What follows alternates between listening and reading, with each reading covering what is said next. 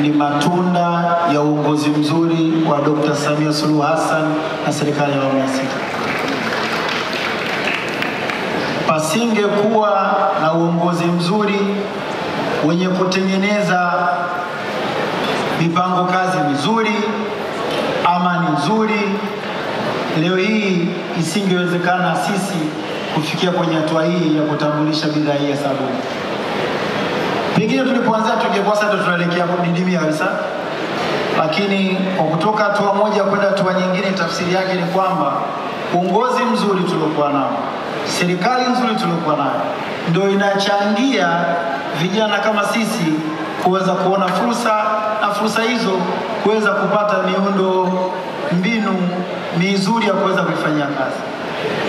Pasipo kuwekwa taratibu sahihi, maana taratibu zinawekwa na serikali, pasingekuwa pana taratibu sahihi zilizoandaliwa na serikali, leo hii isingewezekana.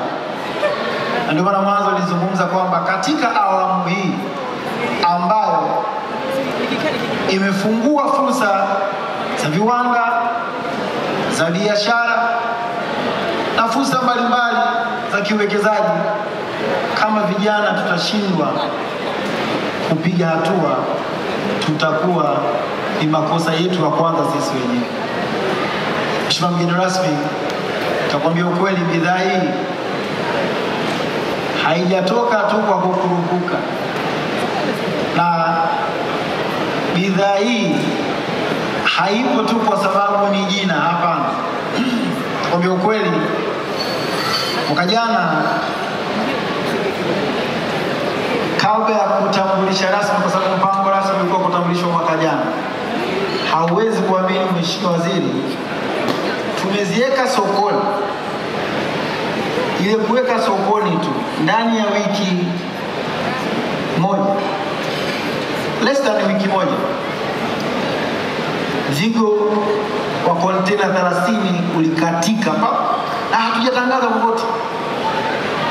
Ilibidi kuzuia matangazo. Maana ilikuwa ni kitu cha ajabu sana.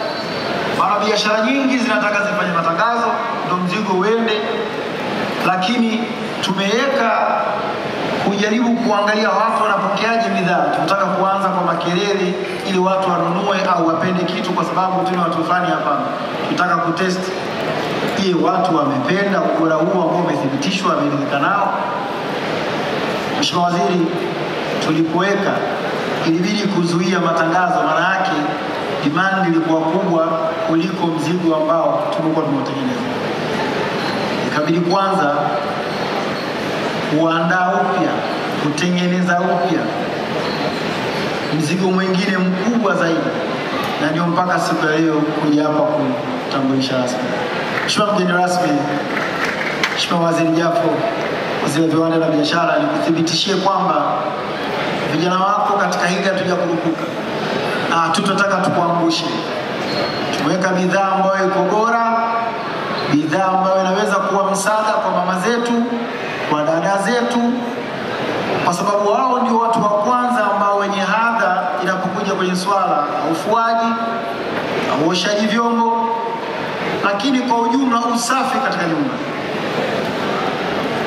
Na tukasema wengi wetu sisi kiuhaki na kiukweli tumekuwa tukilelewa sana na mama zetu, tumekuzwa na mama zetu.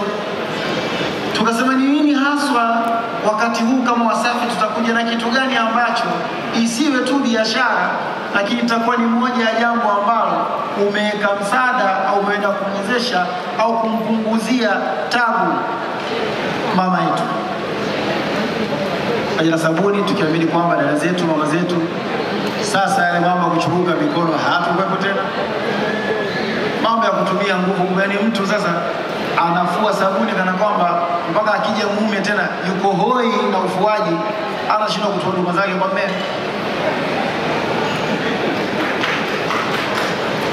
Mtu yuko hoi na kuosha vyombo, dada zetu wa kazi.